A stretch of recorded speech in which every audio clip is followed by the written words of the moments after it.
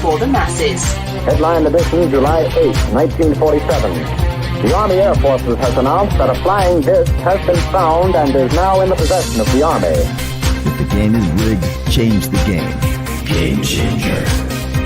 I occasionally think how quickly our differences worldwide would vanish if we were facing an alien threat from outside this world.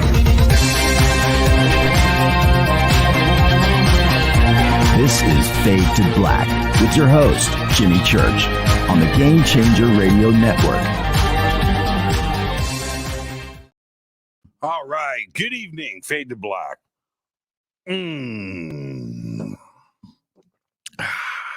Today's Monday, May 15th, 2023. And tonight our guest was going to be Jerome Clark, Jerry Clark. And he's got some internet issues that we just couldn't get resolved. I was on the phone with him for about 45 minutes, tried to get it up and running, couldn't pull it off all the way up until showtime. I held off till like 3 minutes ago to make the announcement. But we'll get Jerry back soon. We're going to do an AMA. And tonight's AMA is brought to you by Accidental Truth. That's right. The new movie by Ron James, documentary, Accidental Truth, UFO Revelations. It is streaming. It is a hit on all platforms. You can go and rent it. You can go and buy it. But it is required viewing by everyone in our community. Accidental Truth, the new film by Ron James. All right. So tonight we're going to do an AMA. And that's what happens. The show must go on.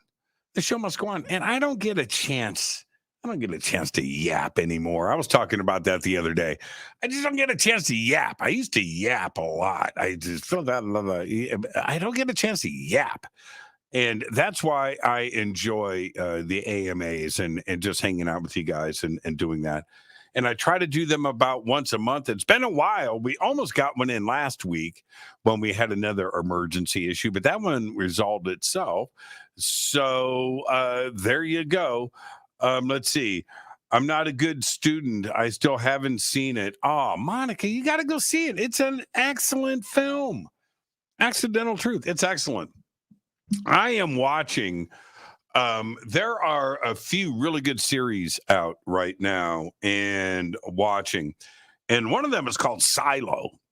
And if you haven't checked it out, I'm trying to think. Is it Apple TV or is it HBO Max? I can't remember. Look it up. Silo, Silo, Silo. Check it out. It's pretty good. I'm also watching season 2 of From season 2. That's pretty amazing. And let's see, what else am I watching? Ted Lasso, of course. And I know everybody is watching Succession.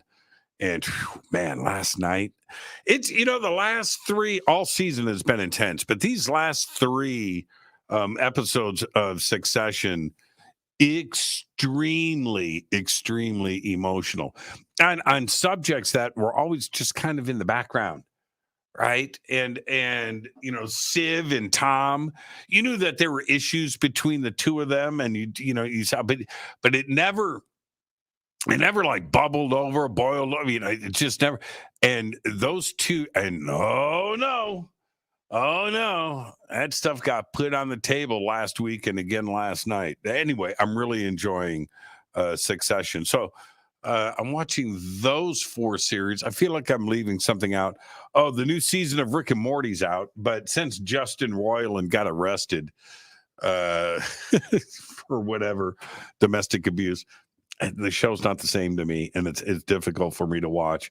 So season 6 is out. I watched the first episode, and I was like, man, something's missing.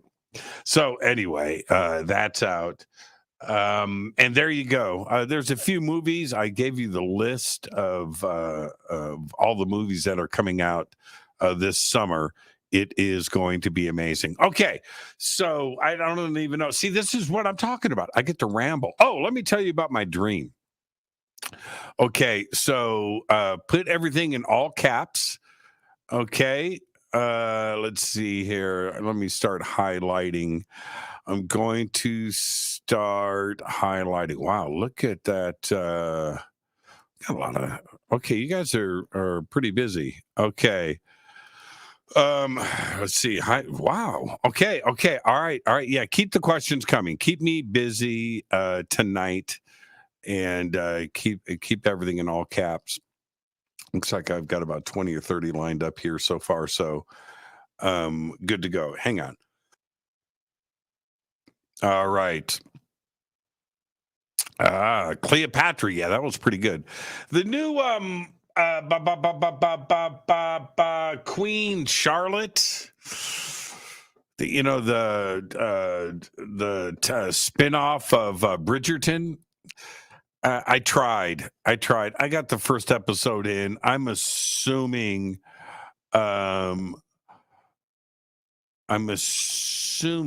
it's going to pick up. Okay, let's see here. But that was tough. But Lisa Reed, she's probably listening right now. So she calls, Jimmy, man, you gotta see Queen Charlotte. It's so good. It is so good. I was like, okay, cool, because I love Bridgerton. Bridgerton was great. And on her recommendation, I'm just going to say it, on her recommendation, I gave it a shot. So I will go back and visit it. I watched part of Yellow Jackets, and I'm holding off on that. I need to have like a full weekend so I can do Yellow Jackets all at the same time. And coming up this weekend, I won't be able to do anything because I'm going to tell you guys what I'm doing this weekend. Don't let me forget. I got to tell you about my dream I had last night. I'm going to freak you guys out. This weekend over at Casa Day Church, River Moon Coffee is coming to town. That's right. Juanita and Jeff are flying in. They're going to stay with me for the weekend. And we've got a full weekend planned. So I've got the Fade to Black Circle of Trust. So I've got about a dozen or so. That's it. I can't fit any more in my house that are going to be here. And so we're going to play guitar, radio controlled trucks in the backyard. We're going to do sky watching. Of course, we're going to barbecue. And we're going to hang out and do stuff all weekend. So that's my weekend this weekend. So there's no Yellow Jackets. All right. Okay. So my dream, this is, you guys already know, I don't like it when somebody says to me, hey man, I had a crazy dream last night. I'm going to tell you about it. And then I just go, I'm just like, I don't want to do this. But okay. So anyway, and that being said, I'm going to do that to you right now. But this is worth it. Okay. Now this is how. So today I had a Zoom meeting. I had a Zoom meeting. And before the meeting kicked off, there was 3 or 4 people there early, and I said, "Man, I got to tell you guys about my dream." And so I did. And when I got to the end of it, you guys don't know who this was. His name's Dean. Dean goes, "Never tell anybody about that dream, ever." And so I'm going to leave part of it out, but I'm going to tell you I'm going to leave the strangest part out because it's pretty strange. But I had this dream. It involved somebody that, and okay, so let me get to the end. So this morning I wake up, spin around, put my feet on the floor, and I go, oh, it's Monday. Let's go. New week. Wow, that was a crazy dream. And I remembered all of it, vivid. And, that doesn't happen to, all of it. So, all right, I'm going to clean it up somewhat. because some of it's just too twisted. It's just too twisted to put out there in the airwaves. But it centered around this old man. When I say old, like old, gray-haired, bald, glasses, skinny, tall, old. I don't know, 80. And this morning, as I recalled everything, I don't know who this person is. Okay, so that's the end of it. I just want to, that's the end of it. Okay, so anyway, I keep running into him in the dream, and he seems kind of strange.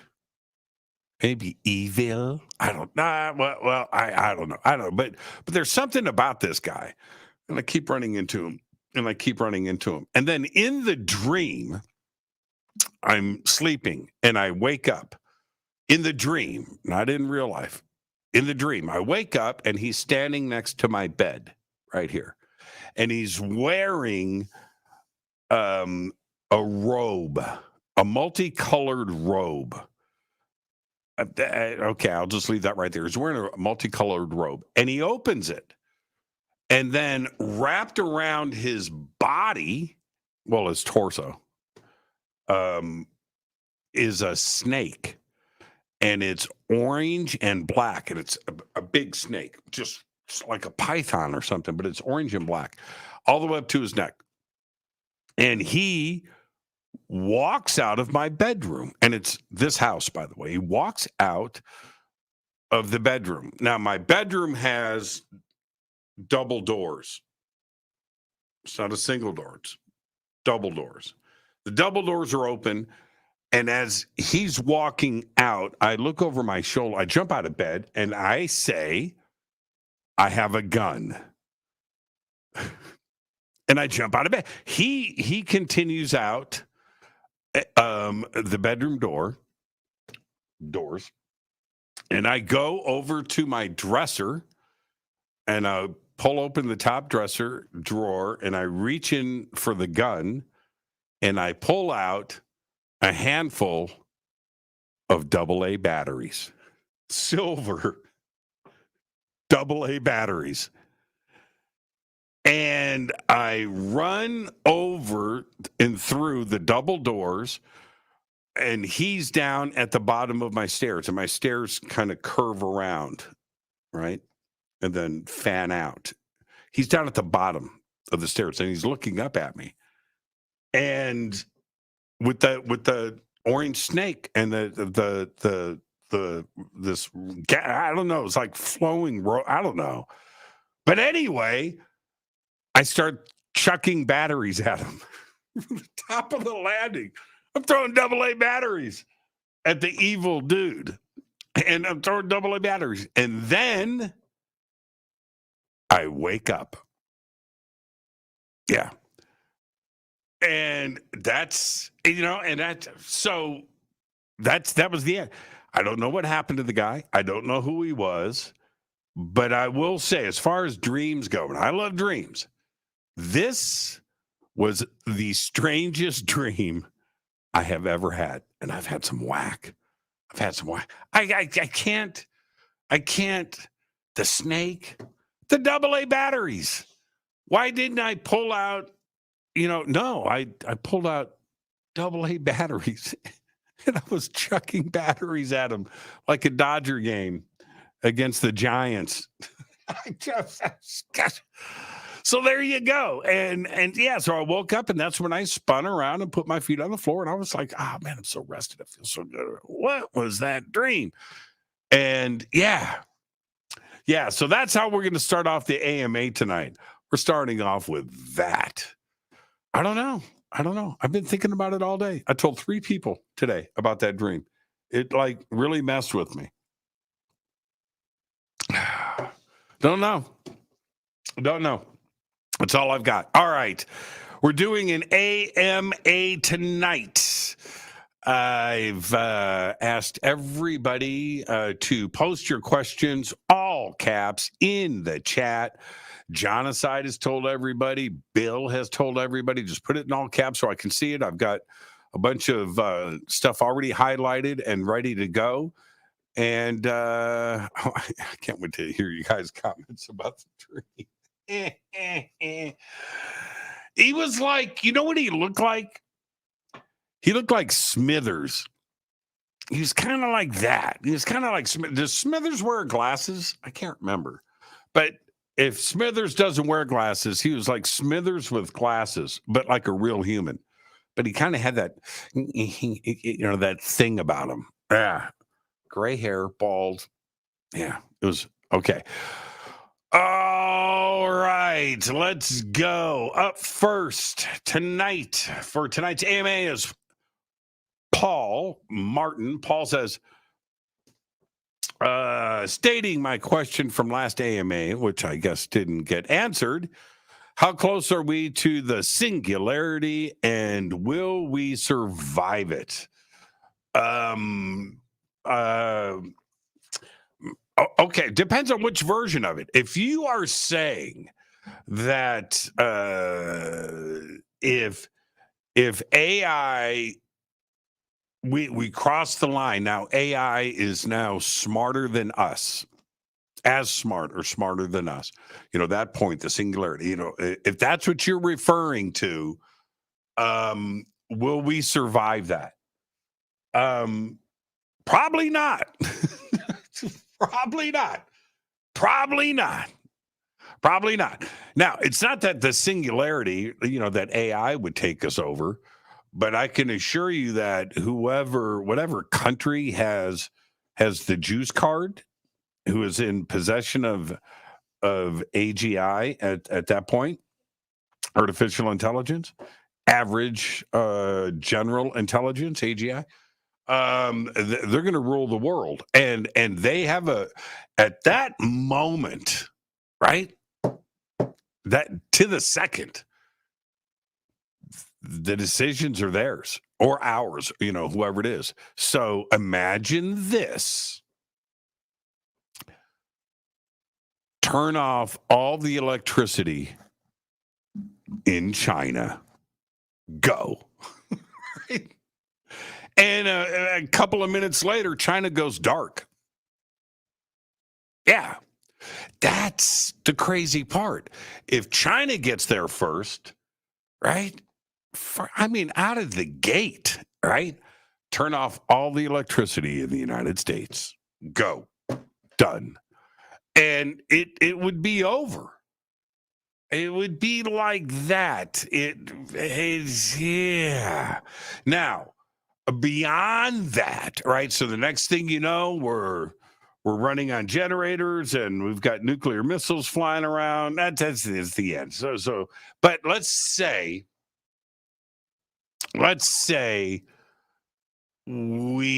some of us survive that.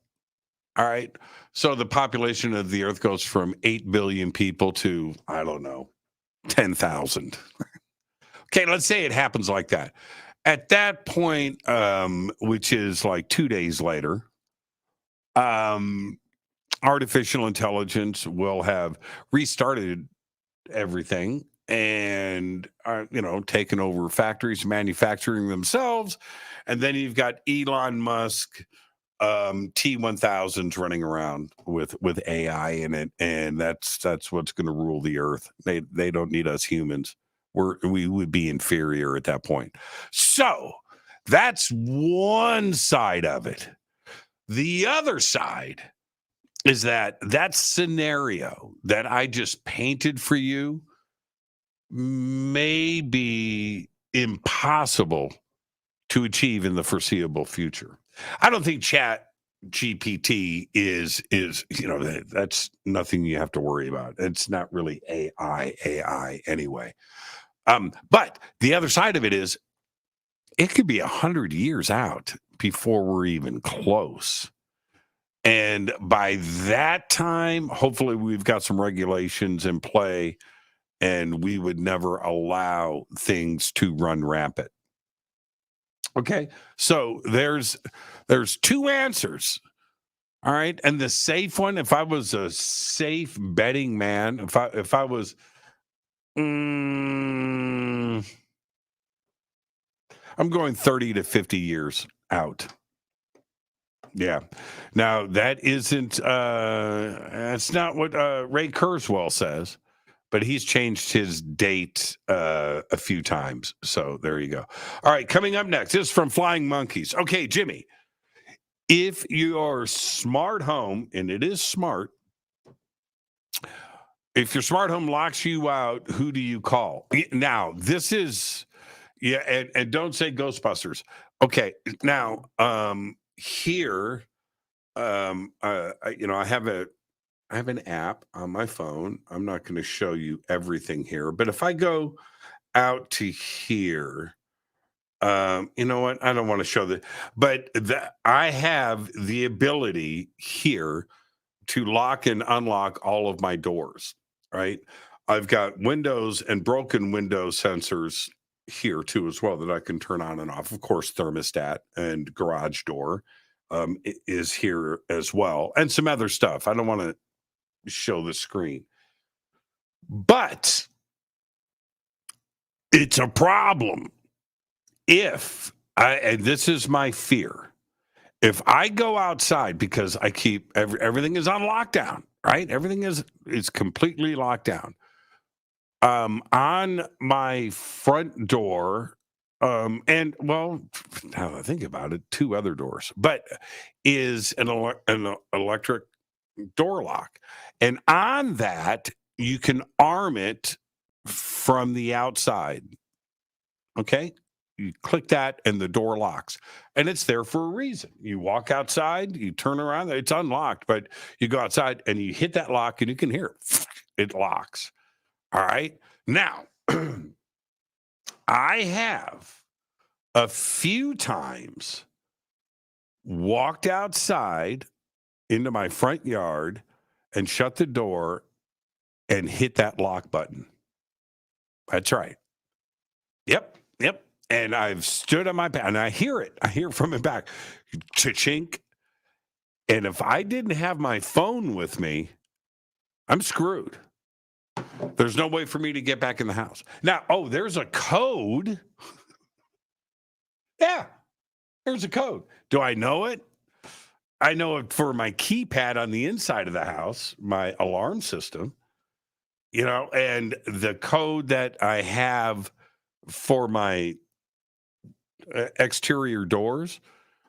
You see where I'm going with this? I haven't memorized it, and I need to, now that I've been reminded of it, I'll go back and change it. But that's my paranoid thing. That's my Pandora's box, that I'm going to walk outside and do it and lock myself out. And if I do, I'm breaking in. I got to break a window.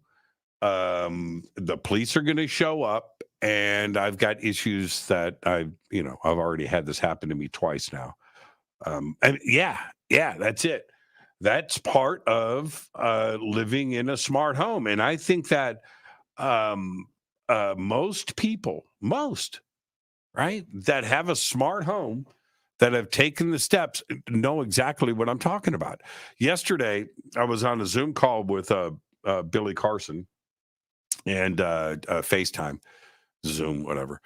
And he's looking down at his phone and not at the camera. I go, Billy, focus, up. He goes, dude, I'm trying to get my air conditioner to turn on. It's friggin' hot in here. And I go, and that is something that people now experience every single day. And I remember that episode of Black Mirror from probably 4 years ago, the smart home that goes crazy. You did the wrong thing. You didn't tip your Uber driver with the app or whatever. And the next thing you know, you have a revolution and your smart home turns on you. Your Roomba, right, eats your cat, whatever it is. And then it's the thermostats. It's stuff being delivered. It's crazy, right? That's the smart home dilemma, because I have lights that are automatic. I have the thermostat that's automatic. I have my locks and doors and windows and everything else that are all automatic. and it's all sitting on my smartphone. Yeah, it's crazy. And I remember, and I know you guys are saying to yourselves right now, Jimmy's a little hypocritical because he said he would never do it, and I did say that. I did. I happen to have a home now that came half smart, and I finished the job, and now it's fully smart. All of it. You know, the convenience.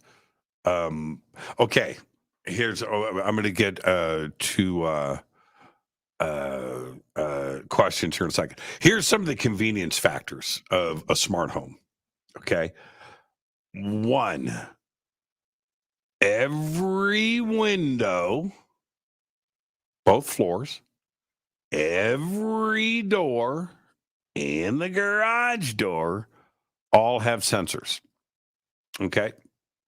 And so anything that opens, any sensor, there's a ding, right? Bing. Okay. Open the door to say hello to something. Bing, right? You hear it. Bing. I have not, well, thank God, but I haven't heard the bing unless I've binged it. You don't want the bing to happen that you didn't do. And that's a fear.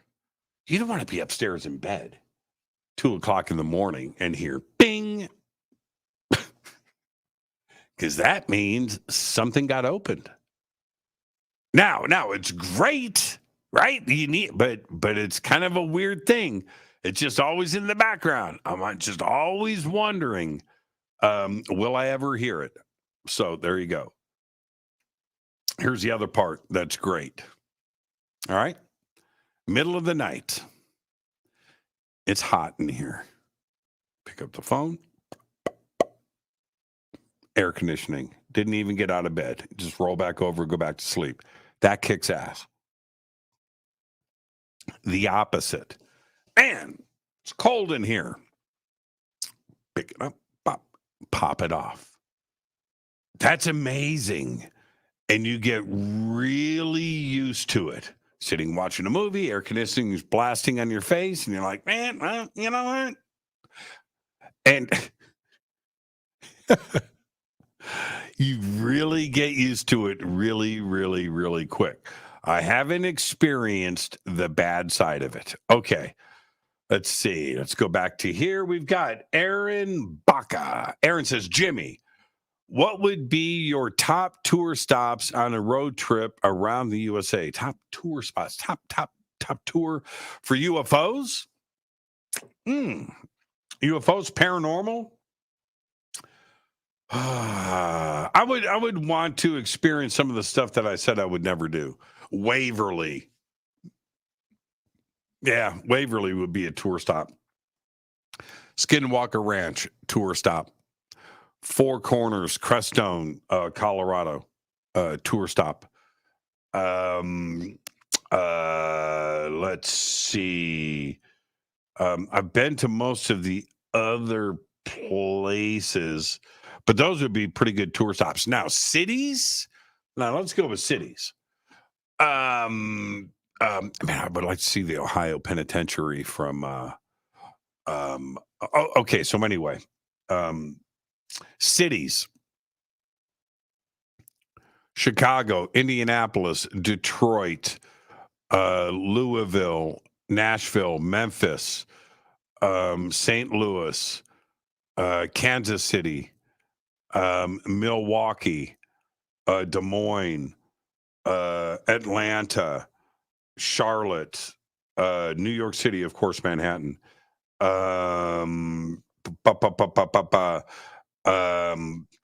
said Atlanta, of course, Miami, Nolens, Dallas, Houston, El Paso, San Antonio, Albuquerque, Roswell, Boulder, Colorado, Phoenix, which would include like Scottsdale, And then up and down the coast here, Portland, maybe if they ever figure out that city, I might go back. Seattle is a maybe if they ever figured out. Oh, Devil's Tower. Devil's Tower. I've never been there. I've never been to Devil's Tower. So yeah. Kansas City for sure, barbecue. So there you go. That's what I would do. All right. Okay. Emergent or fundamental consciousness. Wow. Hold on a second here. I'm gonna do something because this is good. I like this.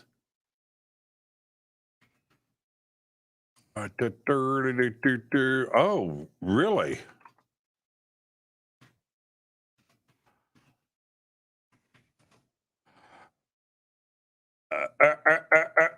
Yes, exactly. Okay, so yes. Okay.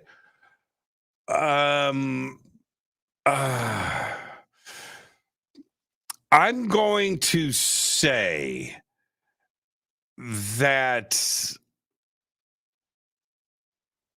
yeah. Okay. I want to be very clear on this. It's my take that it's a little bit of both. I don't think it's one extreme or the other. And so is your personality, is your soul, is your consciousness, is who you are, is it because of the environment around you, or is it something that develops over time? Is it something that is already there and doesn't change over time? Are you who you are? And so forth. There are a few different ways to look at it. And I'm not, this isn't a cop out. I do believe now humans and sentient animals and things, of course, we can see, we can feel the love and the consciousness that is there, right? Okay, the sadness, the happiness. But I believe it's in cars. It's in things that aren't biological. And I know this sounds crazy, but if there just may be a little bit of consciousness in all particles. But I think that it also exists outside of the body as well. And if it exists outside of the body, is it already entering you fully what it is? That there isn't anything emergent, right? So it's kind of I think it's kind of a mix of both. You know, and because we can't observe or measure, at least not yet, nobody really knows.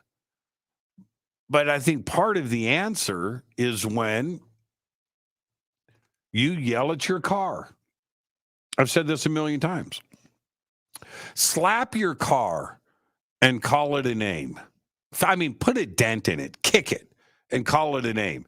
See if it starts for you the next morning when you're late for work. I'm just saying. See if you don't get a flat tire on the way to work. Yeah. It's kind of weird. It's kind of weird. So, yeah, I think it's a mix of both. Okay, moving on. Let's see. I'm not reading these in advance. Genocide.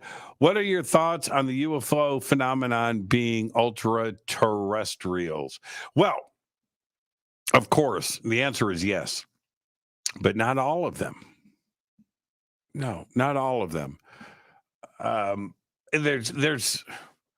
We I was listening to a presentation the other night on the Drake equation, the new version of the Drake equation. I forget the name of the professor that has modified it. It's got a new name. But anyway, so I'm listening to this. And the original Drake equation with the numbers that were plugged into it back in the late 50s, the number that was spit out of the Drake equation was 10,000. 10,000 advanced extraterrestrial civilizations. 10,000, right? Now, with the new version of the Drake equation, because back then we didn't know anything. We didn't know anything about the Milky Way. You know what we knew about the Milky Way, our own galaxy, back, when Fermi and Drake were having all these conversations? You know what we knew? Nothing. We knew that there were stars. Everything else, man. Good Lord, we have come so far in the last 70 years, 80 years. And now the basics of the basics, I mean, to get to the number 10,000 in the Drake equation, you're literally plugging in 1 and 2 and 10 and 50. Now, the numbers that you have to plug in are in the trillions, just for our Milky Way. Trillions of stars, trillions of planets. And so the numbers now that are coming out of the Drake equation are insane. So where does that lead me with ultra-terrestrials?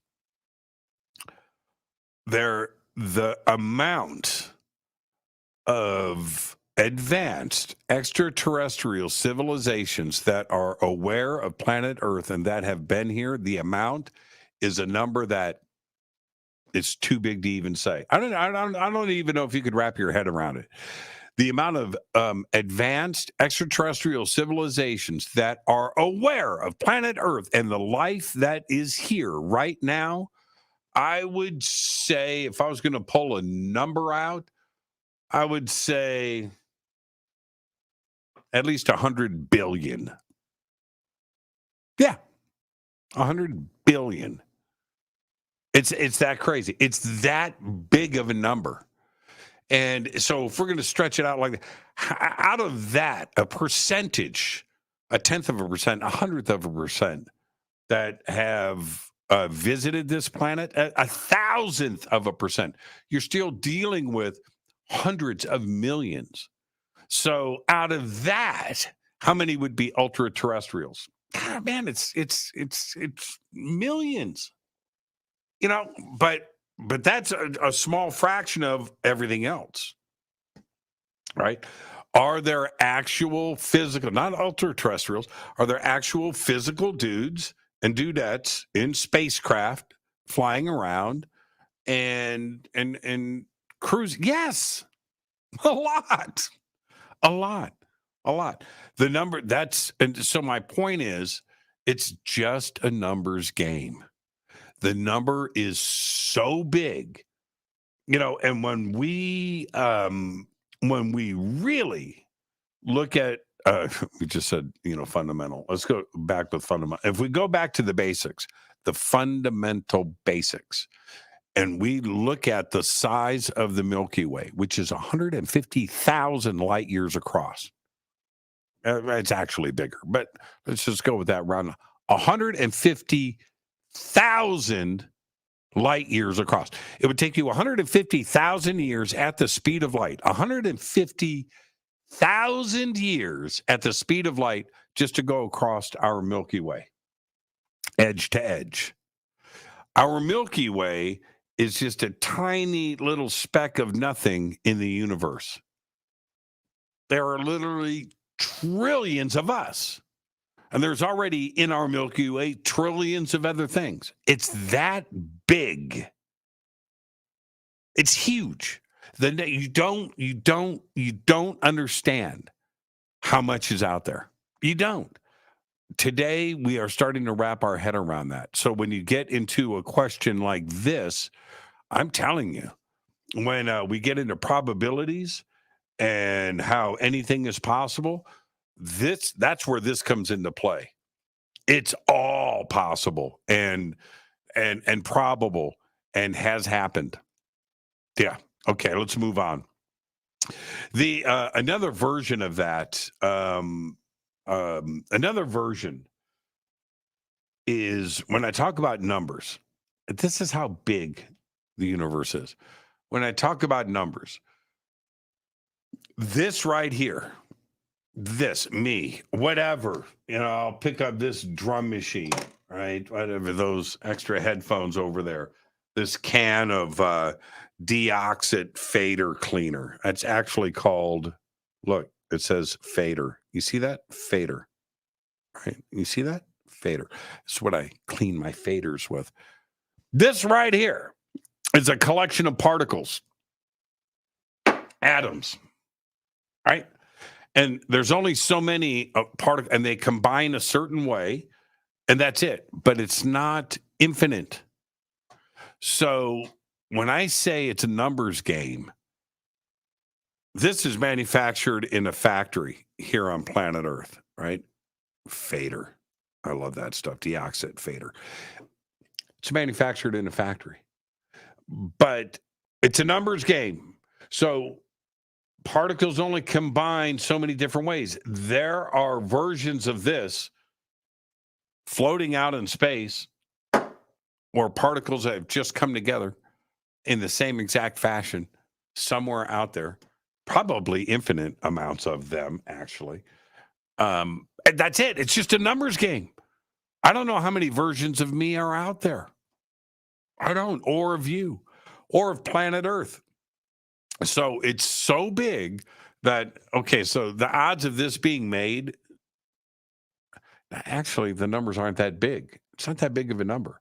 But now let's go. What about planet Earth and all of the people on it? Everybody on planet Earth, is there a duplicate of everybody here? Yes. Yes. Yes. So ultra terrestrials, a lot of them. Let's move on. All right, let's see. This is from Audrey May. Jimmy, I binged the Cleopatra series this weekend. It was great. Did you binge it all? I did. Man, you know what? I've seen a lot of Cleopatras.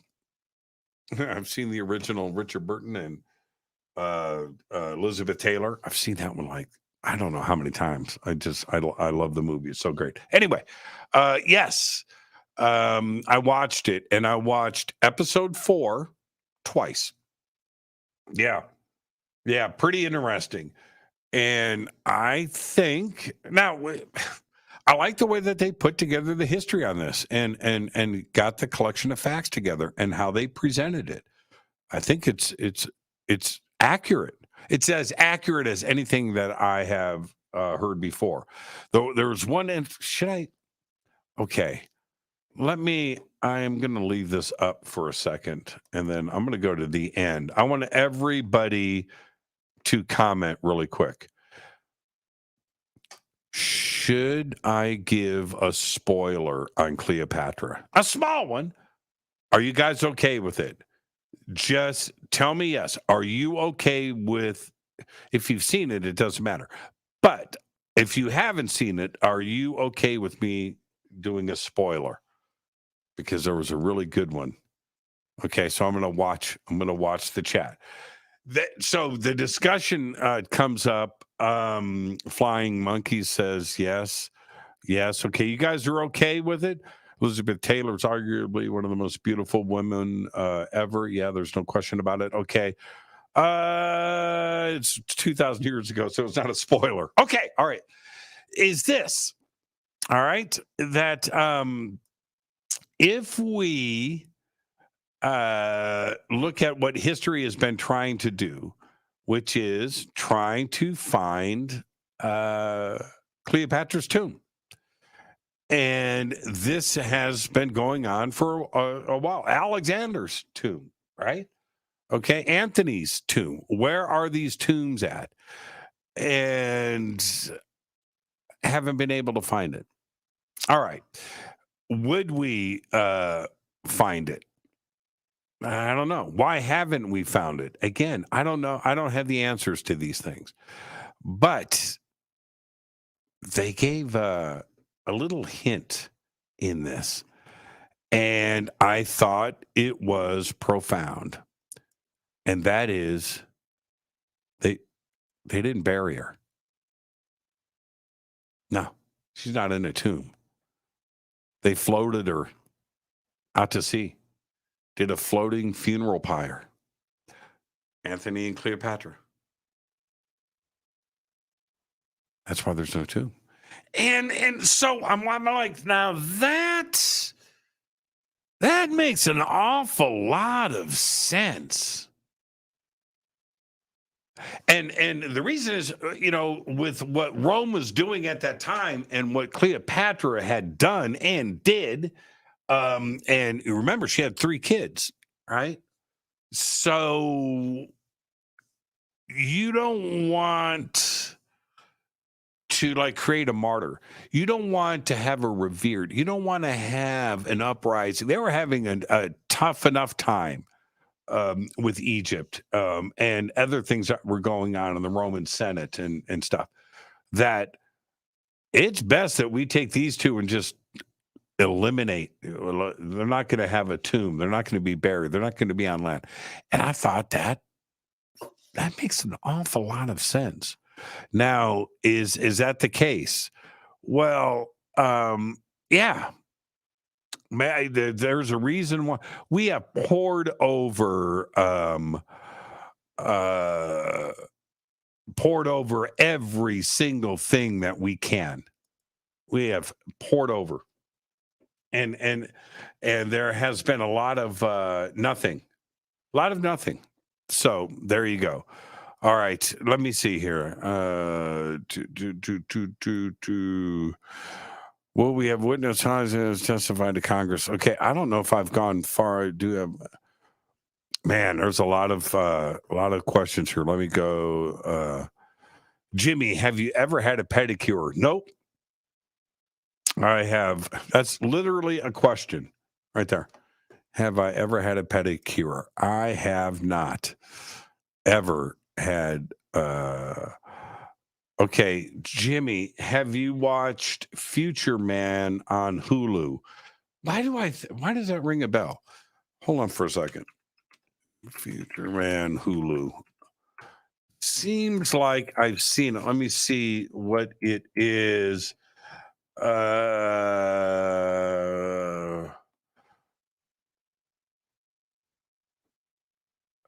Yeah, I have seen it. Now I need to go back. Right. Yes. I do remember this now. That's right. Seth Rogen. Yeah, it was good. Yeah, I liked Future Man. Yeah. Okay, let's see if I've gone back far enough. Cleopatra, do you know what happened? Let's see. Okay, let's see. This is up next. Jessica Rodriguez. Do you know what happened to the Knights Templar series that was supposed to air on 4BK with Timothy Hogan? I know too much about. I think there might be something on Gaia. Yeah. Man, I think I just got myself in trouble. But there you go, Jessica. I don't know. I can't comment anymore. Let's see. Have I ever had a pedicure? Okay. All right. Next, hides in long grass. Do we have the witnesses pilots who testified to Congress? This is a part of the rumor central when it comes to ufology and social media and stuff. So many, say that they have insiders. They know this. They know that. They know who has testified to Congress. They know who has talked to Arrow. They know. There's only been like 2 or 3 names for me. I'm not going to say it out loud that I think probably have, because I've heard them say that they have done it. But I don't know because it's so hush hush. I don't know if they are talking to an aide, a staffer of a congressman or a congressperson or senator or whatever, or if they've interviewed directly, with Arrow or ATIP. So I don't know. And then we have this other thing that Greer is doing at the National Press Club next month. It's in a few weeks. I'm not going to attend. I've got other stuff that I'm doing. So I'm not going to be there. Who is Greer going to present? Even that's all hush hush. I know Michael Schratt is involved, but is he a witness or is he just an organizer of the event? He's a great archivist. So is he just getting data together for the presentation? But who is Greer going to parade on stage? And is there going to be a suggestion that some of these witnesses or whoever Greer, puts forward have talked to somebody in Washington, D.C.? I keep saying testified, maybe gave a briefing in a classified setting. I don't know. I don't know.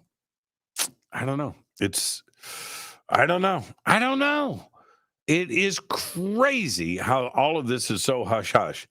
And maybe it's so hush hush because it's not really going down. I don't know. I do not know. So, do we have a list of witnesses? No, we do not. A couple of names bandied about, nothing official. So has Gillibrand said anything? No. Has anybody in Congress, any representatives? No. So it's just weird. It's weird. All right, next. Let's see. This is from Lori Bell. Jimmy, can you pull that glittery green guitar off the wall and strum a few notes? That one? Oh man. I don't want this AMA to turn into this. But this is a pretty cool guitar. I've had this for a while. But there it is. Yeah, isn't it beautiful? It's Ibanez RG. And beautiful guitar. Beautiful guitar. It probably hasn't. It's in tune. But it's just I haven't set it up, but man, it just looks good. This guitar, doesn't that look good? Doesn't that just look good? Look at that thing, man. Yeah, that thing looks nice. Okay, I was at the NAMM show one year, and I'm walking through, and I'm coming up to this is like 10 years ago, and I'm coming up to the Ibanez booth, and this was a brand new guitar that they had just released. I had never seen it. I saw it from like 100 yards away, and it's hanging. There's 100 guitars hanging on this wall, but this one was like right in the middle. And I kept walking straight towards it, and I walked right up to it. I went, I'm gonna get you, and I did. So there it is, and there you go. All right, let me hang this thing back up.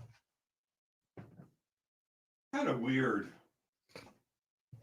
I've got a few green guitars now, and I didn't have any at one point. So there you go. All right, Laurie, I hope you enjoyed that. It is indeed a beautiful guitar. Jessica Rodriguez. Jessica, only one question tonight. When am I going to start the new when is it going to release? I don't have a release date. Yet. And when you're dealing with networks, even with somebody as cool as Gaia, networks are still networks.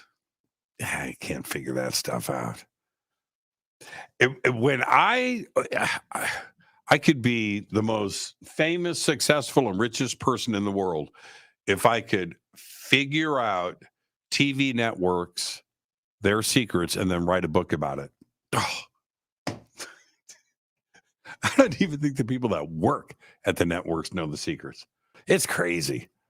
That is a wacky world. Okay. All right.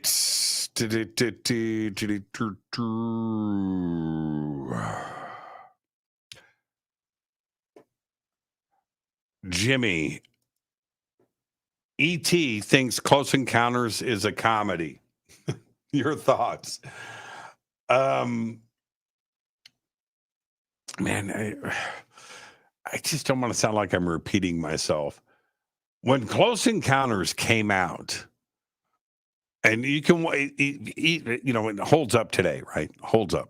Strong movie. I watch it all the time. I do. But when it came out, and if you go back, I think it was 70. When did that come out? 77? Yes, right in there. Think about that.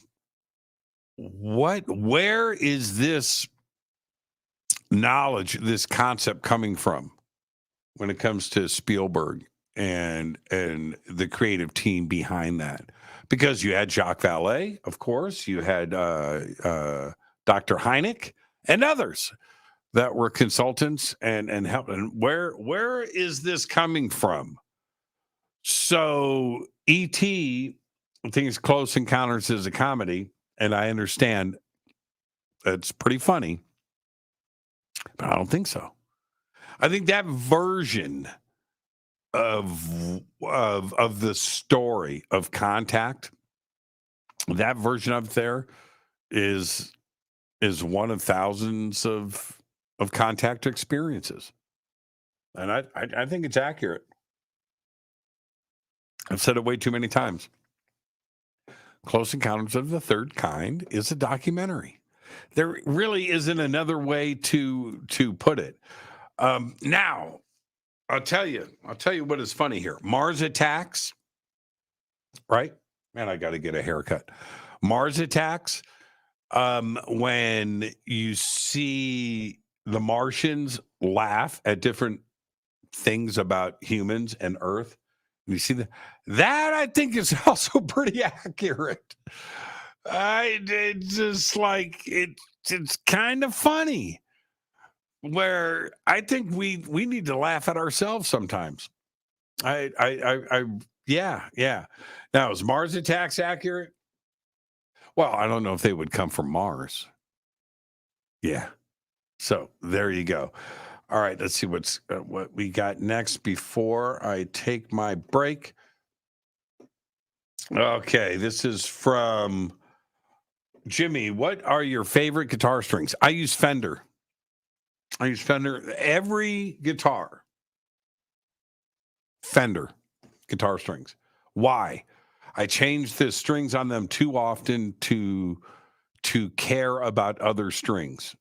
That's number one.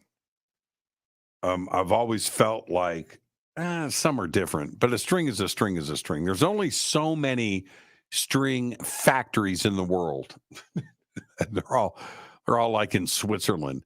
So the stuff comes over on big things and they, to manufacture guitar strings, so anyway, there's only so many sources. So how are they wound? How are they put together? String winders and all of that. That's a different story altogether. But I change them too often to care. I've always got fresh strings. So everything in here is new. Why? Because Fender sends me boxes of strings. Over there, I've got 4 giant boxes of guitar strings right over there. And so that's it. So Fender. Man, I know that I used to do, Slinkies and Elixir and whatever strings over the years. Dean Markley.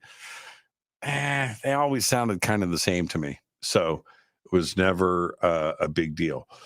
All right. Let's see here. You know what? Let's get to a break. I'll be right back. This is Jimmy Church of Fade to Black. Please visit all of our sponsors. We're taking a quick break here. All of the links are below. And we'll be right back. Join us November 10th, 11th, and 12th, 2023 as Disclosure Fest Foundation and Fade to Black Radio presents Stairway to the Stars, a Human Origins Science and Technology Expo, live at the Luxor Hotel and Casino on the Las Vegas Strip. With live talks, lectures, and workshops by world-acclaimed researchers and authors. This is Jimmy Church, by the way, and I'll be your host all weekend long, featuring topics like human origins, ancient technologies, indigenous teachings, workshops, a mass meditation, yoga and sound healing, music, and so much more. Don't miss our intimate sky watch and meteor shower over the infamous Area 51 airspace in Rachel, Nevada, with special surprise celebrity hosts guiding us through the night. Also introducing our Disclosure Fest VR Starship area with dozens of rides. You've got to check it out. This event will sell out. For more information and tickets, please visit disclosurefest.org. This is Jimmy Church, and I want to introduce you to Wave X39 Stem Cell Activation Patch, which has totally transformed my health, my sleep, brain, and my eyes. I no longer need reading glasses. X39 is a true breakthrough in regenerative science. Using light, X39's patented age reversal technology is clinically proven to signal the activation of younger stem cells, accelerating the body's natural healing process. X39 promotes restoration and rejuvenation, bringing the life-changing benefits that I've experienced. By naturally elevating a master signaling peptide in the body, X39 boosts vitality, health and wellness, and resets 4,000 genes to a younger, healthier state. It's one patch, once a day, and you can turn back time with X39. Just go to healingworksnow.com. That's works with an X. healingworksnow.com. Hey everybody, it's Billy Carson, also known as Forbidden Knowledge. I want to talk to you about a very special event coming up July 30th, 2023, the Forbidden Conscious Awards. We're going to honor people who have been contributing to the conscious community for decades. People that you know and love that have helped you get to higher levels of thought and consciousness and awareness. It's going to be a live in-person event, but seats are going to sell out very fast. You want to make sure you're there in person, and guess what? You can help vote for the winners. Voting is available on forbiddenknowledge.com, and the categories are going to be social media influencer, podcast/radio host, TV host, actor, director, producer, entrepreneurs, health and wellness, philanthropists, authors, field researchers, archaeologists, space anomaly hunters, and of course, a Lifetime Achievement Award. I'll be your keynote speaker that night at the Forbidden Conscious Awards. We have celebrity guests performing. We'll have a halftime show where we're actually going to perform music for you. And don't forget about the pre-event mixer, where if you buy a box seat, you'll be in the VIP section, and you also have private access to a VIP mixer with celebrity guests. Shake hands, break bread, network, and then walk the red carpet with us and take amazing photos. It's gonna be a night to remember. You don't wanna forget this. Make sure you hurry up and get your tickets because they're selling out very fast. I wanna see you there. Forbidden Conscious Awards 2023. River Moon Coffee, makers of the Fade to Black blend. Truly the best coffee on planet Earth. Just visit rivermoonwellness.com or their Amazon store. It's all simple to do. You can check out the Fade to Black blend, the Game Changer blend, or any of their Black Moon Wellness products. It's the only coffee I drink. It is the best, and it's Doc. Again, rivermoonwellness.com. All right, welcome back. Fade to Black. I'm your host, Jimmy Church. Tonight we're doing an AMA. Our guest tonight, that was scheduled, Jerome Clark. Oh, man, I was so looking forward to finally having Jerry on the show. But he had some internet issues that we just couldn't get resolved. And so here we are. Show must go on. So we're doing an AMA, which I normally schedule once a month anyway. So our once a month AMA is now tonight. By the way, there it is. LifeWave X39. Incredible. Look. There's another one. See. And that's it. It's just a patch. It's just a patch like this, right? Goes on right on the back of my neck. And it's just incredible. I haven't worn glasses now since February. and my face, there's look, I'm like healthy. All right. Tonight we're doing an AMA, and let's see, where do we leave off? Please have Ross Coulthard back on again. Yes, I love Ross. There's so many. His book is really good, by the way. And if you haven't read his book, the documentary is okay. From the book is very in depth, and he's got connections. He's got connections, and there's so much going on right now. So I wouldn't mind picking Ross's brain. I know that we're booked up over the next month, but I'll see what I can do. I would like to get Ross back on the show. Let's see. This is from Leah Knox. What are your thoughts on the Akashic records? Man, that's a great question. I think it all stems back for me back to consciousness and consciousness existing outside of the body. That the Akashic records. I've Emily Harrison is so good with that. Maureen Saint Germain, who is going to be on with us later on this week. So many very talented people out there that have knowledge and are able to access the Akashic records. That here's I'm going to talk to Maureen about this week. There's a couple of parts about the Akashic records that I've always been really confused about. So everything that ever was or ever will be is written and stored. All right, it's all there, and then you can go and access it. So wait a minute, then there's no free will. Well, you can rewrite the Akashic. I've always been a little bit confused on that part of it and how the process works. So I'll ask Maureen Saint Germain about that this week. I mean, I've just always wondered about that, right? Free will. And if it's already in the Akashic records, I'll ask Maureen about it. But staying on this issue of free will, here, is everything determined, predetermined, determined, or not, right? And there's free will. This is where my mind starts to collapse on itself when I think about this. If everything is doing its thing, gravity's running, particles are combining, gases are created, dust clouds, planets form, stars form, galaxies form, and all of this is happening, right? It's all happening. And then is it that everything is going to continue to happen because? And is it just math? And that everything is just going to run its course? And that we can't alter the physical side of the future? And I'm talking about the creation of new galaxies, new stars, new planets, new life. Wait a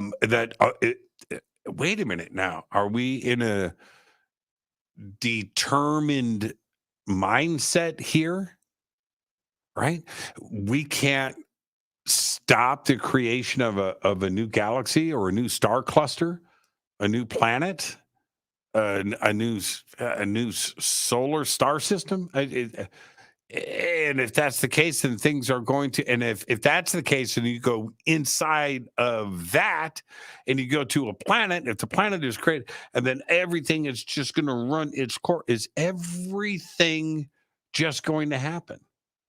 And you think you are achieving free will, but the decision that you made, yes or no, and you say yes, you were going to say yes anyway. Oh, no, I was going to say no. Well, you didn't say no. Well, okay, now I'm saying no. Well, that's part of it too, right? It's kind of weird. But I would like to think that we have free will. So now let's enter into the Akashic Records conundrum, right? It's a fascinating subject to me. So at the end of everything is done. 100 trillion years in the future, everything is done. Gravity, protons, photons, electrons, atoms all come apart, right? Strong and weak forces run out of energy and everything just ceases to be. But the mind continues and consciousness continues. There are no particles. You need energy to keep the thinking clusters of consciousness running. So, okay, all right, I get that. So, just like a sporadic little burst of something is in the empty space, but is it possible that a conscious globule of thought can see that and go and eat it, blah, blah, blah, like Pac-Man? I don't know. Does that continue? And is that the Akashic Records? And is that what we access? Yeah. Like I said, that's where my mind kind of collapses on all of this.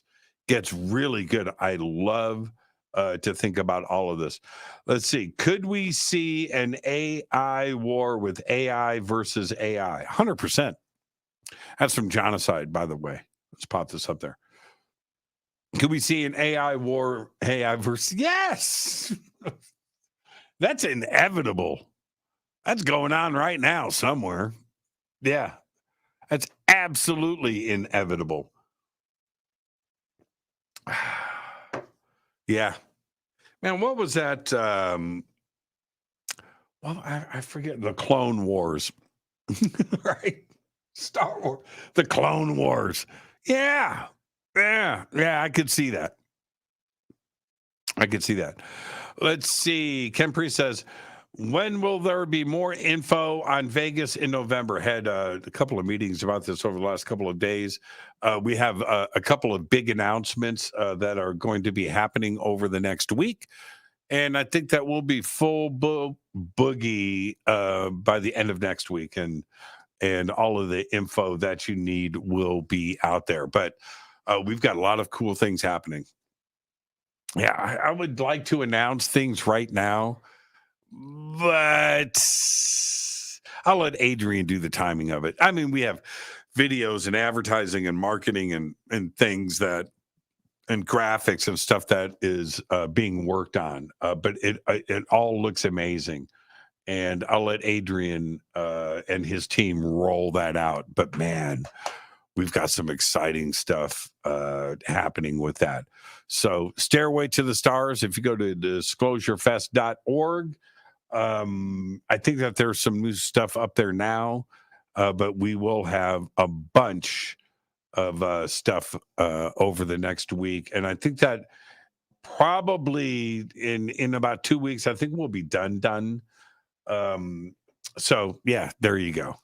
All right. And Ken, I know that you're going and I can't wait to see you there. Okay, let's see.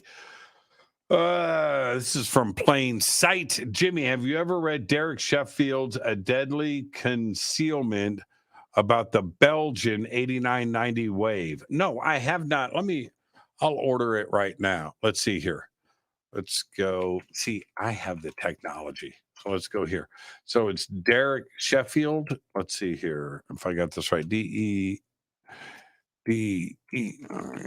Sheffield.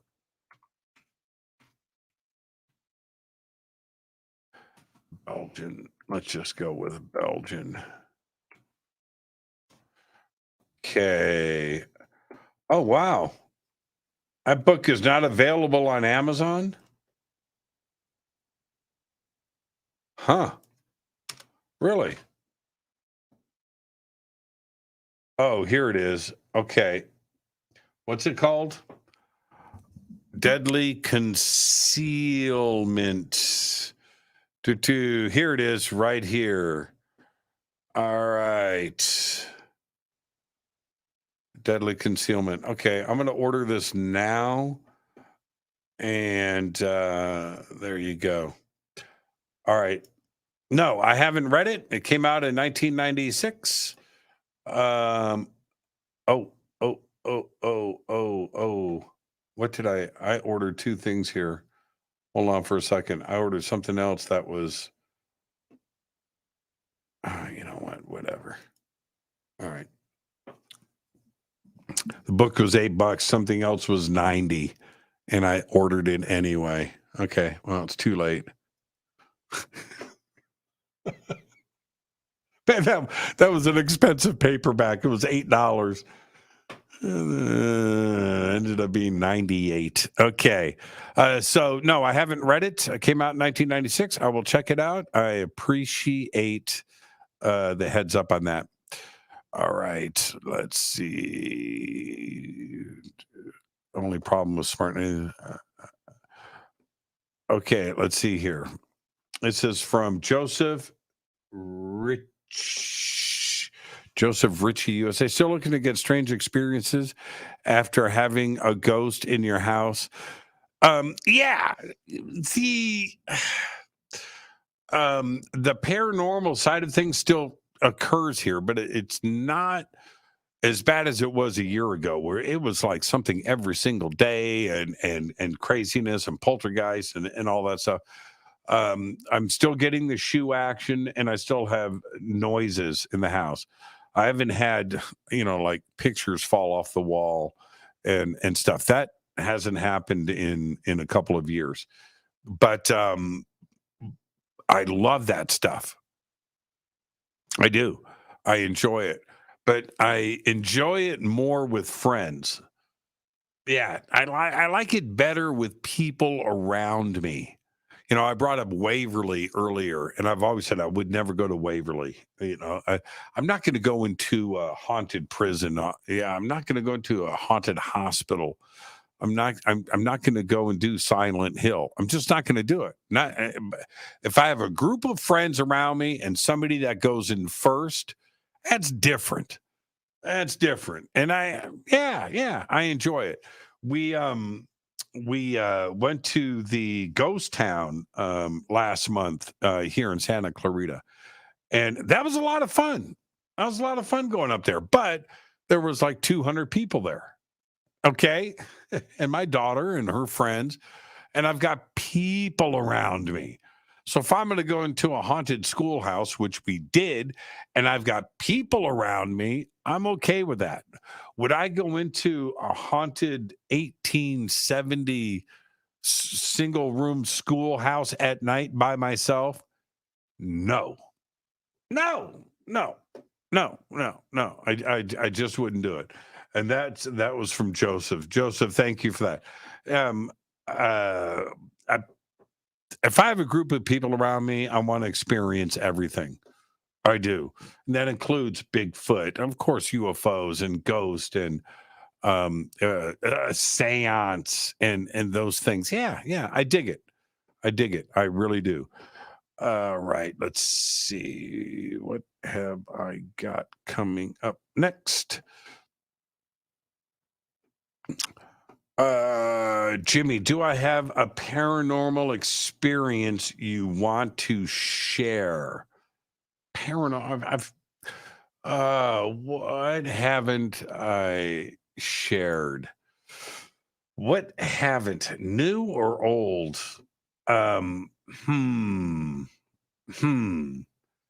New or old?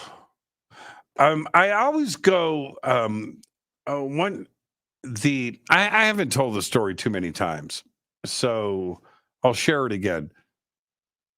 I'm not going to say where. I'm not going to get into that, but or who or what. I'm just going to tell you the experience.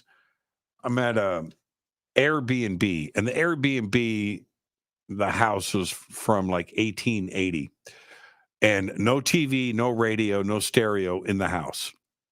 Okay, pretty cool, authentic. all, antique furniture and stuff. It was pretty cool. And in the bedroom was this armoire. And in the armoire was a wedding dress. And I thought that was pretty cool. And there was a picture of the bride in that wedding dress inside the armoire with the description written on it. And it's like this thing. And I was like, wow, that's kind of cool. Kind of creepy, but kind of cool. All right. So I'm in bed. The bedroom door, which is to my right, had one of those glass door handle old, you know what I'm talking about, right? The glass door handle, right? Clear glass. It's not crystal, it's glass. But it had one of those. And so to close the bedroom door, it's kind of warped a little bit. It was nice, but you kind of had to push it and then you would hear it go click, right? And latch. Okay, so click, it's latch. And to open it, that glass knob, you had to twist it, man, to get that thing unstuck. Ka-chink, and it would open. All right, so it's closed. Pushed it, done, latched. I'm in bed, and I swear on all that I love, I have my iPad on my lap, and that friggin' door handle twisted and opened. And it goes, and it opens like 6 inches. I'm looking at, I heard it unlatch. I heard it go click. And I watched that thing swing open, man. And I'm telling you, I stayed in bed. I didn't get up. Nope. I left it right there. I left that thing right there. Jimmy, if I gifted you some ruby slippers, would you? Let's see. I'm looking. Jimmy, I'm looking for a hypnotherapist for ET contact. When younger, any good places I could begin my search? Reach out to Sarah Breskman Cosme. She's good. Kathleen Martin. Reach out to her. She's really good. The people that I know locally here in LA are very, very busy. So Yvonne Smith is great, but I think she's really busy. But you can reach out to Yvonne Smith. So there's 3 right there: Sarah Breskman Cosme, Yvonne Smith, and Kathleen Martin. You can go one of those. Let's see. That's a great question. If you had the ruby slippers, where would you go? Oh, man. Where? If I could, like instantly just go click, click, click, right? And go somewhere. You know what I would do? I would go to Chicago and have deep dish pizza and then come back. That's what I would do. Would I click and go? Nah, I'd save that for a time machine and stuff. But if I could instantly just like go anywhere, man, I go to Geno's, go to Lou Malnati's, man, just go to Chicago, get a deep dish pizza, and then come back and get a movie going. Close Encounters of the Third Kind. God, that sounds so good, man, right now. Deep dish pizza.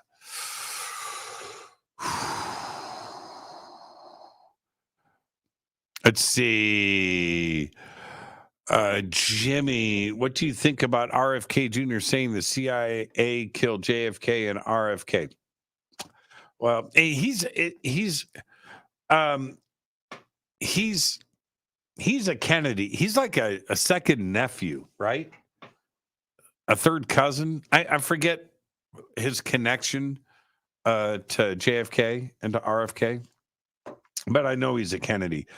And he says some rowdy stuff, man. He does.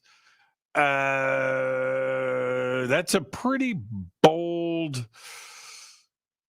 That's a heck of a claim. Anything is possible, though, and especially with those two. I don't know, and he might be right.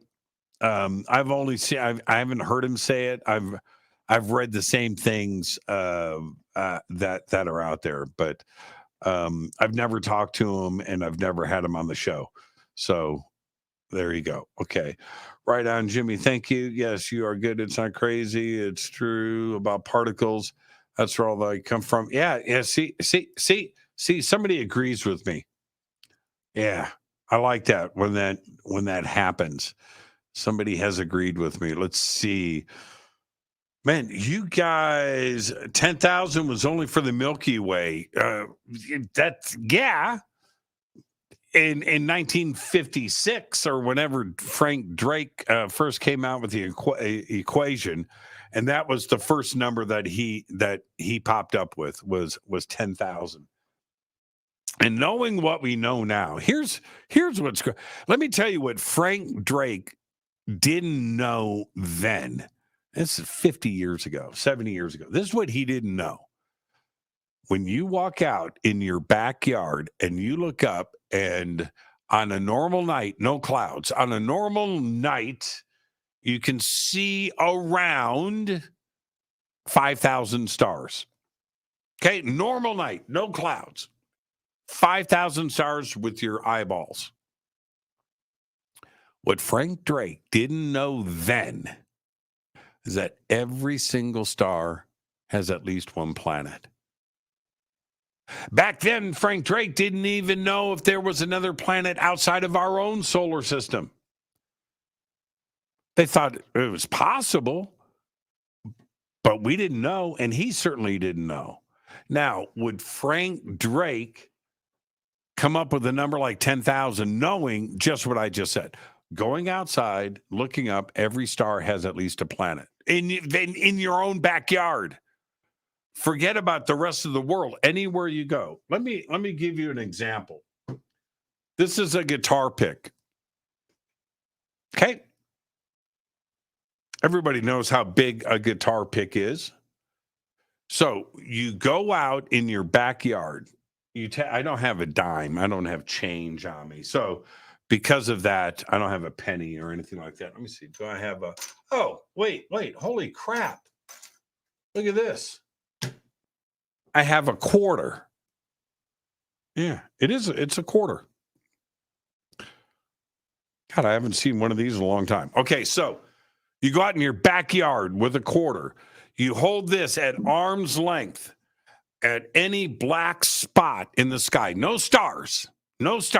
Find a spot in the sky with no stars. And you hold this up at that spot. You are now looking at 250,000 galaxies. Right there. 250,000. And you can take this and then move it over the length of the quarter. Just move it this far. Go 250,000 more. Go up. 250,000 more, 250,000 more, 250,000 more, 250,000 more, 250, all over your backyard, horizon to horizon. And then go to the other side of the earth. Do it again. Go down to Antarctica. Do it again. Go up to the North Pole. Do it again. Go anywhere on the planet. Go anywhere at night on planet Earth, all over the night sky. And hold out, and that's how many. And so don't think about that. Think about that. Wrap your mind around that. So, Frank Drake, I mean, with the Drake equation, have been written a little bit differently, and would he have thought about it a little bit differently? I can tell you this. At number 10,000 would have had another at least 6, maybe 7 zeros. Yeah, like that. All right, let's see. Who is up next? God,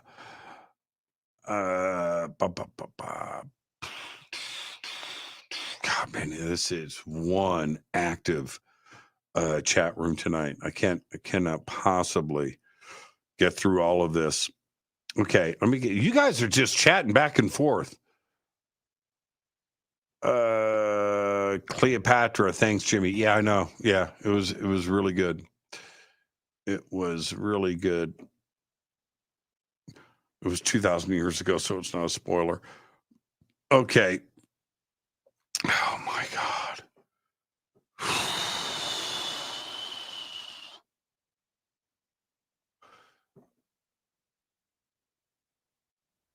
Jimmy, this is from Anonymous Human. Have you been taken aboard an alien ship yet? Not that I know of. Not that I know of. Now, somebody just posted a question about wanting to be regressed.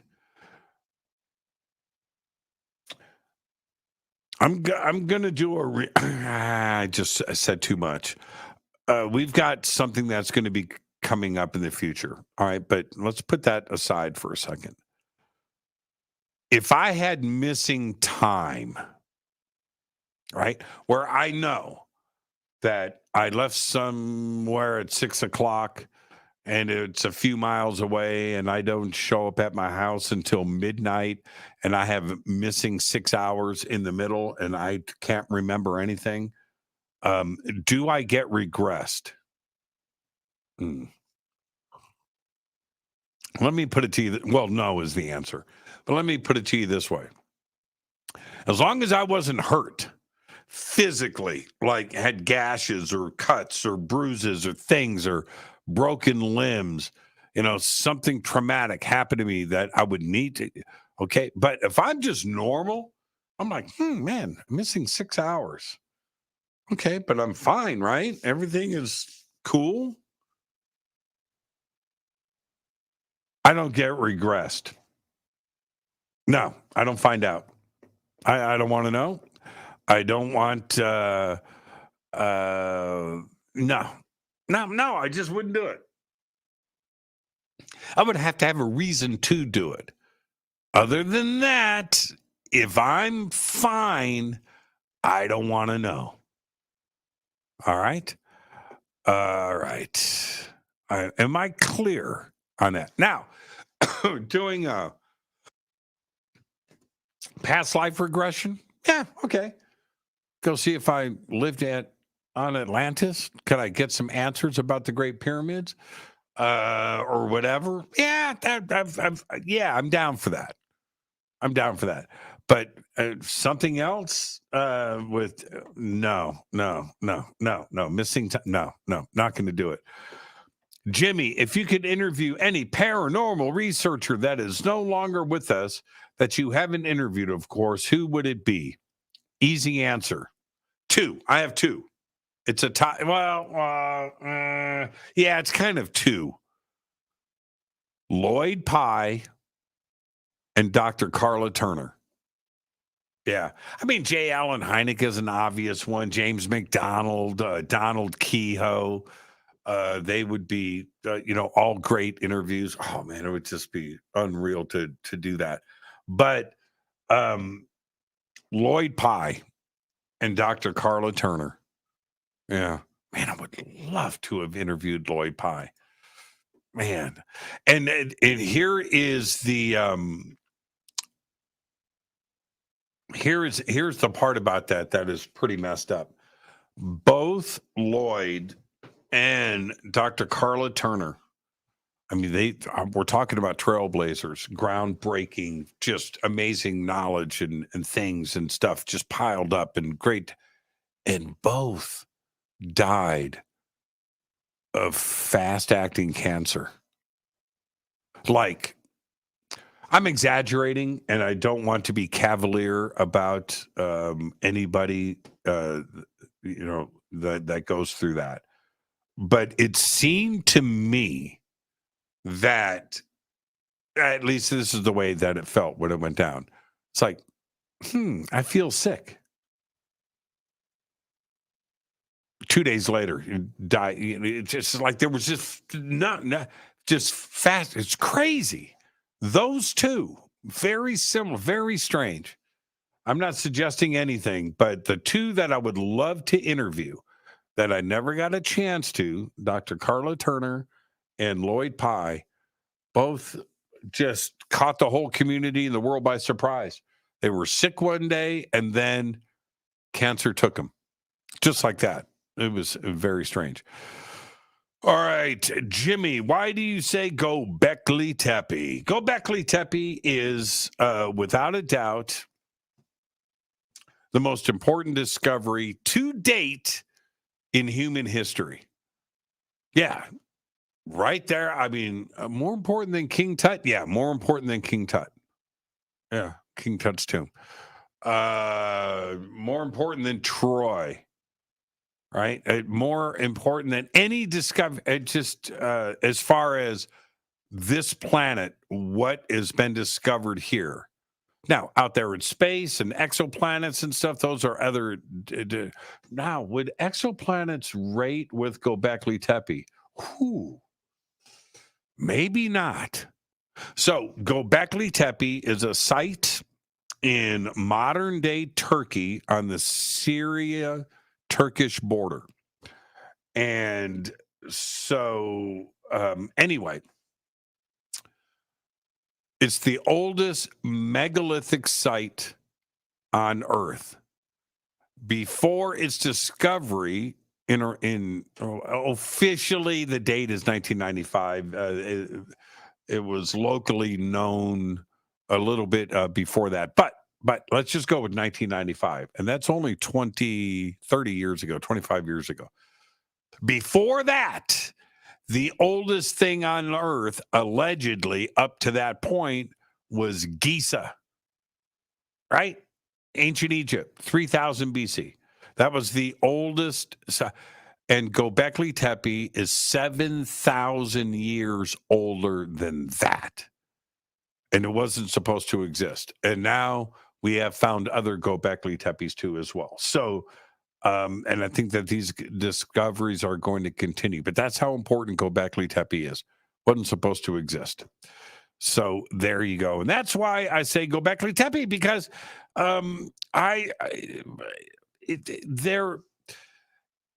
there isn't enough discussion about Göbekli Tepe. And I understand the Great Pyramid. My goodness, man, it's amazing.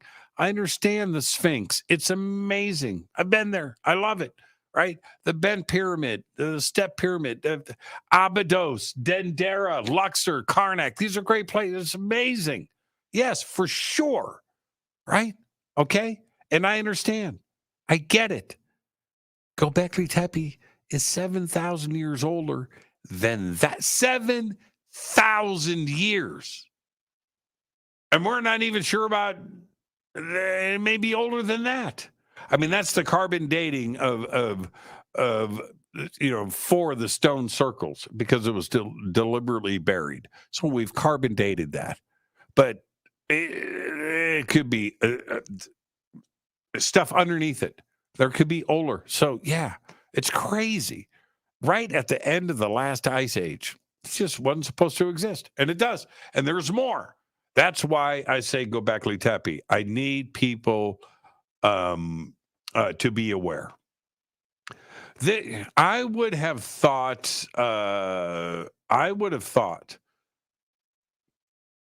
if I ran CNN, if I ran Fox, if I ran BBC, I would tomorrow, because it hasn't been done yet, but I would tomorrow. That would be the headline. Oldest megalithic site ever on planet Earth, Göbekli Tepe. And I would make everybody aware of Göbekli Tepe. That's why I say it. I want people to go, Göbekli Tepe, what's that? Oh, that's why he said, that's what Göbekli Tepe is. That's why I do it. And I'll never stop. All right. Indiana Jones' next release date. I just announced that. Okay. So there you go. I did that last week on the news. I can't remember. I'd have to go and look it up. But excited about that. Why is each person only allowed one question? That's why. Right there. Jessica, you can do whatever you want. And Martimus Maximus, thank you for the super sticker. Very cool. I have no friggin' idea how much more. E.T. Oh, this is good. E.T. shows up in your room. This is from Lord Nelson the Great. E.T. shows up in your room, and you have three questions that you can ask. What are your three questions? Well, the first one's a simple one. Where are you from? That's the first one. Second, how did you get here? Third, is math the way to go, or is there another way to figure things out? And would we understand that? You got to have the one deep, existential, philosophical, scientific question in there. But the obvious one, where are you from, dude? I just point if you can't. Where are you from? How did you get here? Right? Wormhole, faster than the speed of light, slower than the speed of light, and you spent 1 million years cruising across the universe. Are you from Zeta Reticuli? Whatever. How long, and how did you get here? That's question 2. Third, would we understand the meaning of it all? Yeah. It's so funny. That's just a brilliant question. One of the things that really pisses me off, makes me angry, is when somebody tries to sound smart and says, well, that would be cheating the law of physics. It's like, dude, you don't know that. And it's just like anybody that says that, I don't even care if it's a physicist, but if it's a researcher or this or some UFO just thing, it doesn't matter, right? You say something like that.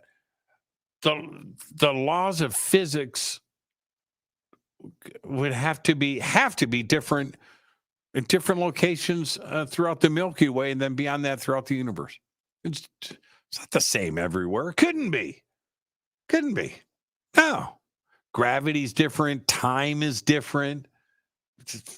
Man, it's just no. And it's the laws of physics as we understand them to be. Right? What were the laws of physics 300 years ago? Was there like 2? Right? Was there a discussion of entropy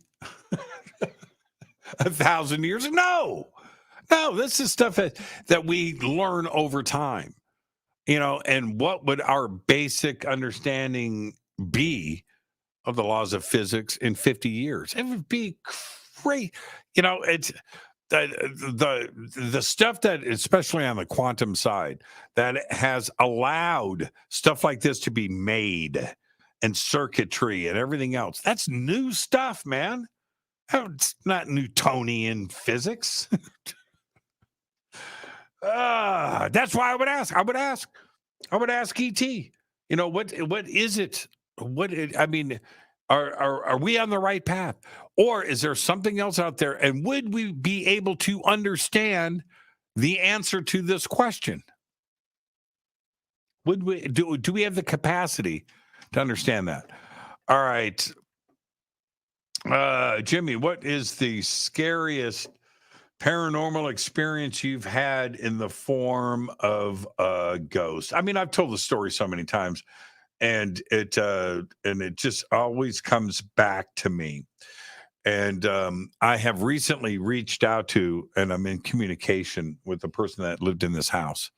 This was 1988 in Hollywood. And so the person that lived in this house, we are now exchanging emails after, 40 years, man. It's been a long time. So anyway, just a simple thing, but it was crazy. I pulled up 2:00 in the morning, 2:30 in the morning, meeting people at this house. And I look over and I see somebody looking out the window at my car, just a few, 20 feet away. And I see the face. I see the curtains pull aside. I see this face look out. And so I go up and I knock on the door. Nobody answers. Now, the short version of this story is I'm pretty angry that I'm knocking, and I see somebody in the house, but nobody's answering the door. And so forcing me to sit outside at 2:30 in the morning. Now, the person that I'm talking to, she pulls up behind me. She's got somebody with her. She pulls up behind, and then and I go, man, I think I think your roommate's in there or something. Chris is in there. She goes, no. And right then, she goes, no, nobody's in there. Right then, Chris pulls in with her roommate. They pull up. He gets out of the car. He's an actor, but he's a big dude. And I'm like, okay, if you guys are out here, who's in the house? And Chris is like, let's go. So we go and we unlock the door and go in, and there's nobody there. Nobody. Everything locked. That was it. It's 2-bedroom house, living room, 2 bedrooms, kitchen, a bathroom. That's it. Everything locked up. Everything's cool. And there you go. That freaked me out. That freaked me out. So yeah. Let's see here. Flying Monkeys. Thank you. Thank you, Flying Monkeys. $10, man. That is very cool. Thank you for that. All right. Let's see what we got up next.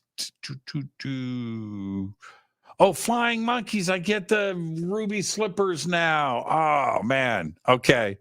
Sorry that let's see. Reading this for the first time. Jimmy, have you had Dean Radin on the show? If not, you should. I've had him on the show twice. Dean Radin is amazing. And I should I should get Dean back on the show. He's amazing. He's one of the smartest people that I know. Skyhawk88 says, would consider doing a VIP weekend ghost hunt with Dave Schrader. I would love to do that.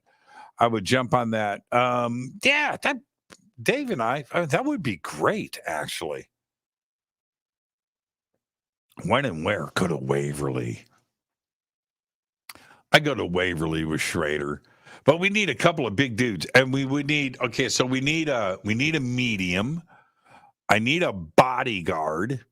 I need somebody big. Schrader's a big dude, but he's not a bodyguard type. He's an investigator. So we would need 4. We would need me, the paranoid doofus that's scared, Dave Schrader, the intelligent guy, the medium that's connecting with the ghost, and a friggin' bodyguard that would make me feel safe. Some dude. I have them. So that's what that would be fun. That's a really great idea. Thank you for that, Skyhawk. That's a really great idea. I'm going to put that on the front burner. Let's see here. Spirit of the Trees. Jimmy, what are genuine thoughts on the Sasquatch Nation? Man, I'm still in the middle. Okay. It's the same as UFOs, though. I'm in the middle, and here's the fence. I'm here. One side, Sasquatch is an undiscovered species, hiding from man, just biological, just a primate wandering around the woods, avoiding contact with humans. There's that, and then you have the other side, which is everything. It's interdimensional. It's everything's got, Sasquatches. And I'm like in the middle. I'm in the middle. I don't know what side of that Android paranormal. Thank you for that too as well. Man, you guys are cool. $10. Yeah, that's cool. I really appreciate it. I'm in the middle. And it may be a combination of both. Now, or is there a third? Is there a third selection? There is no Bigfoot. It's all imaginary. Yeah, anything is possible. Anything is possible. Okay.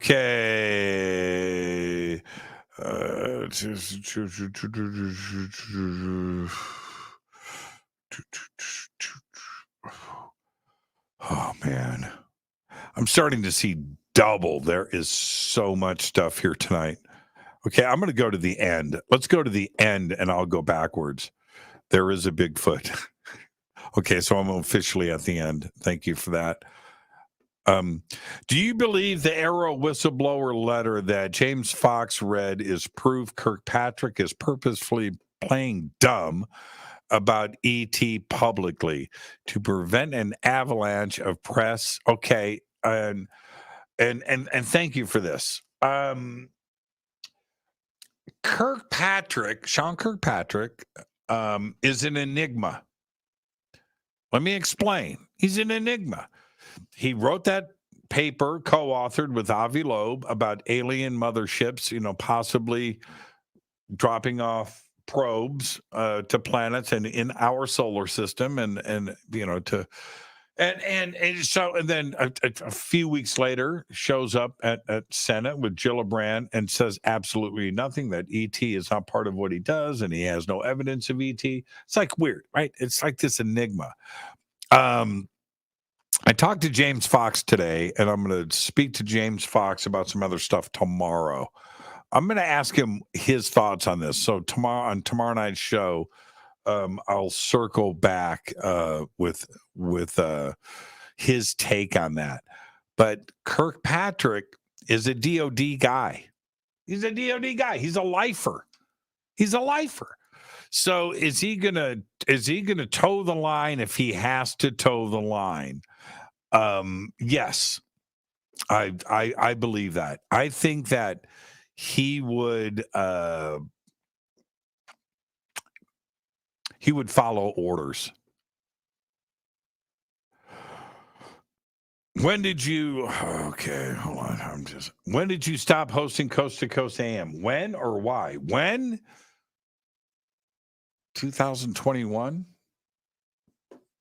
Yeah, it's right in the middle of the pandemic. 2020, 2021, somewhere in there. I can't. Take a shot every time Jimmy says "Go Beckley Teppy." I'll get everybody drunk. We used to do that. Go Beckley Teppy. We used to do that. I think there was a lot of drinking going on with Go Beckley Teppy, especially Jimmy. Okay, that's what I just read. That question was posted twice. Third one. What do you eat? I know. The third question. I think that would be a fourth question, but there would be 10 questions I would ask ET. But definitely diet would come into it at some point. But if I only have 3 questions, to start things off, you're kind of limited, right? But if I can, now the conversation, do you have music? What about food? What about arts? What about movies? Right? The artistic side of things, right? I would definitely want to get into all of that. But yeah, where does your energy come from? Right? Yeah. Sex. We want to know about that. How do you guys, yes. Yeah, there's a whole list of things that would come in. Yeah. The fourth question is, if I go back with you, what are you going to feed me? How old do you think the planet is, Jimmy? Which planet? How old do you think the planet is? Our planet? It's a tough one. I don't think we actually know for sure. All right. Now, there are things, accumulated knowledge, and the accepted number is 4.5 billion years. That's our planet, our sun, our solar system, 4.5 billion years old. All right. So that's the accepted number that is thrown around. Life on this planet, the conditions on this planet had to adjust, right? Because for 2 billion years, it was nothing but molten lava. There were no trees. Everything was molten lava, volcanoes. All that, the other stuff came later. The planet cooled down and things. So we've had allegedly about 2 billion years of life. Okay, microbial, the kickstart, and then moving forward. All of this is allegedly. So how old is the planet? Okay, but how long has life been on this planet? Okay, that's another number. And then how long has intelligent life, sentient life been on this planet? All three different things. So planet, 4.5 billion years old. If that's what you're talking about, planet Earth. So there you go. Okay, let me back up. I've got time for maybe one more question. And I'm just... yes. Okay, this is... Jimmy, have you seen the show From? Yes. If so, what are your thoughts? Excellent. Now, it wasn't what I thought. I almost didn't watch From. Okay. All right. Zombies. Well, it's not really zombies, as it turns out. And there's a pretty cool backstory here. From is second season, is about this town that if you drive to it, you can't leave. Right. So you're on a road and it circles back and you're stuck in this town. And so everybody that lives there are new friends. Well, some have been there for a while, but at night, the baddies come out and they're kind of freaky. So somebody shows up at your door, knocks and says, "Hey, I'm lonely. Can you come out and play with me? I'm just, man, I'm just, and they weird smiles. Come on, to coax you to go outside, and then they eat you, like literally. But don't let that take away from the writers and creators of the TV show Lost. Are the writers and creators of this show From. It's in its second season. It's pretty good, man. It's pretty dang good. So I am addicted to it. And so what's the drag is? The drag is I have one. I'm out of time. The drag is. I'd like to binge everything all at once, and I'm stuck on From. I have to wait every week for the new episode to come out. Jimmy, have you read the book Alien Interview by Lawrence Spencer? No, I have not, and that is from Disarray. I will order that next. Alien Interview. Have you read Real Magic by Dean Radin? I have that book. I actually have that book. So there you go. All right, I'm out of here. What am I doing tomorrow night? Tomorrow night on the show, we have... Let me see here. Hold on. Tomorrow night on Fade to Black is... Oh, yeah, tomorrow night, Whitley Strieber, live from the UK. Tomorrow night, Whitley Strieber is here. His new book called Them is #1 right now. So tomorrow night, Whitley Strieber is with us. I am so happy that this book has taken off. It is something that makes me feel really, really good. All right. Fade to Black is produced by Hilton J. Palm, Renee Newman, and Michelle Freed. Very special thanks to Dennis and Kevin. Webmasters, Drew the Geek, music, Doug Aldrich, intro, Spaceboy. SpaceboyMusic.com. Fade to Black is produced by KJ Sierra of the Game Changer Network. This broadcast is owned and copyrighted 2023 by Fade to Black and the Game Changer Network Inc. It cannot be rebroadcast, downloaded, copied, or used anywhere in the known universe without written permission from Fade to Black of the Game Changer Network. I'm your host, Jimmy Church. Until tomorrow night with Whitley Strieber. That's right. I want you to be safe. Go Backley Tappy.